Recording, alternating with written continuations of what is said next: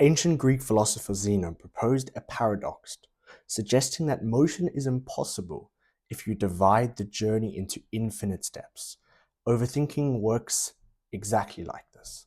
When you break down every action into endless considerations, you never actually move.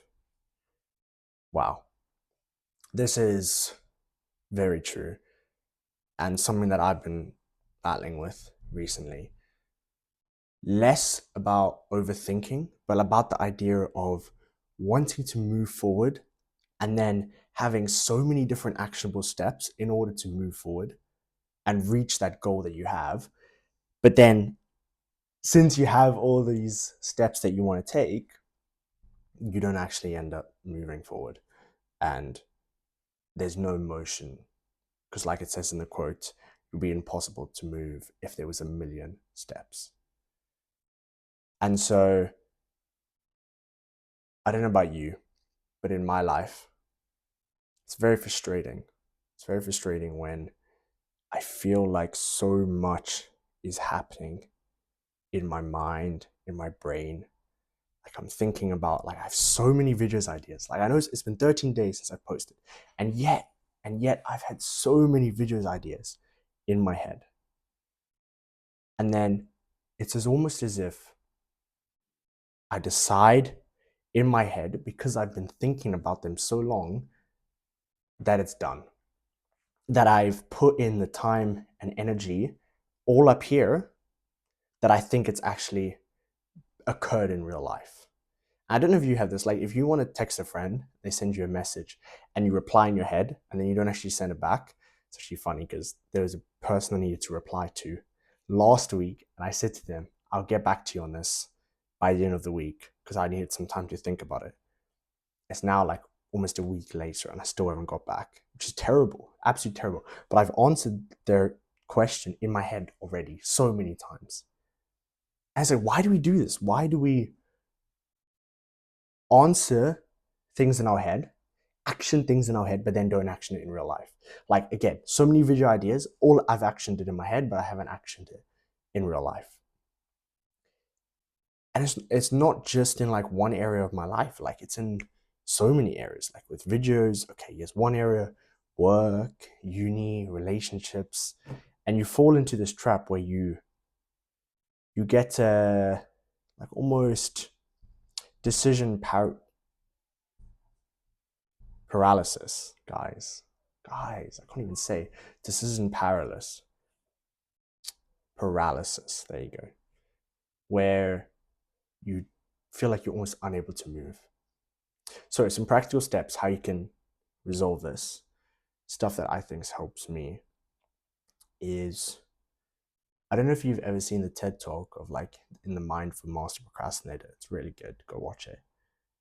But one of the things is you have like this monkey, the impulse gratification monkey, who will just want everything and just want it right now. And so then you can't logically take the time to sit and solve the problem that is in your head, because often it's hard. How we get around this and how we snap ourselves into action instead of going into an impulse gratification is to not even let that monkey into the wheel of our brain. And I like to do like a countdown, like a 5 second countdown. So I'll be like, let's say I'm lying in my bed, just scrolling away.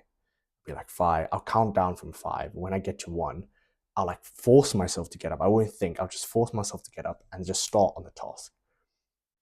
So for example, if I need to reply to the message, okay, in this case it's a bit tricky because I'm already on the bed, but I might still count to five, count to one, like get up, physically get up, and then just go in the chat and reply. You can't think about it. Like when I think about it too much, it doesn't happen. It's like, it's so counterintuitive, but it's dangerous.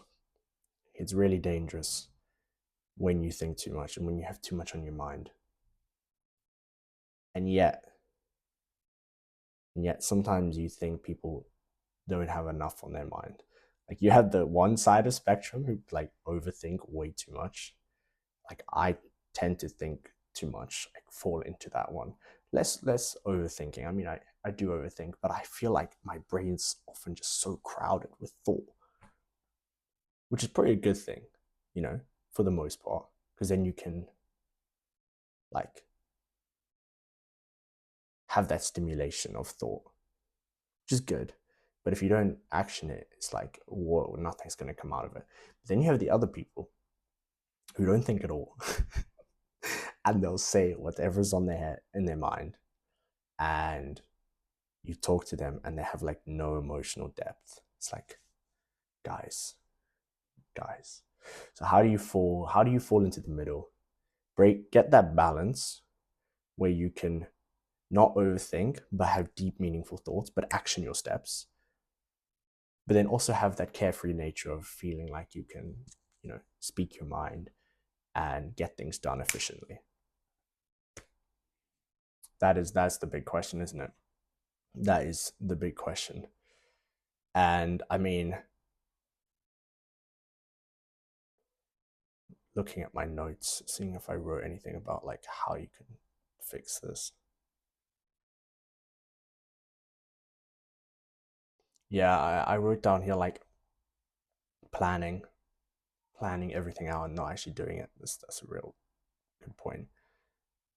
But I mean, getting into the middle is a tricky one. I mean, what do you guys think? I think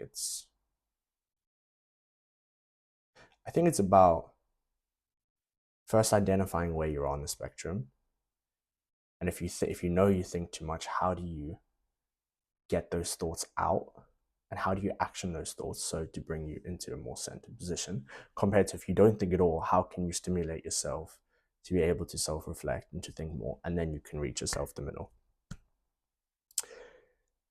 But yeah, this is a big one.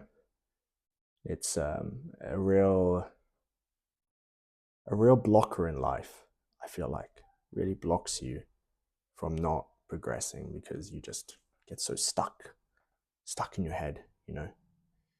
But journal, get those thoughts down, self-reflect, and action it. 5, 4, 3, 2, 1, go. That thing that you've been doing, action it. That's why I'm filming this right now. Okay. Thanks, guys. Take care. Be blessed.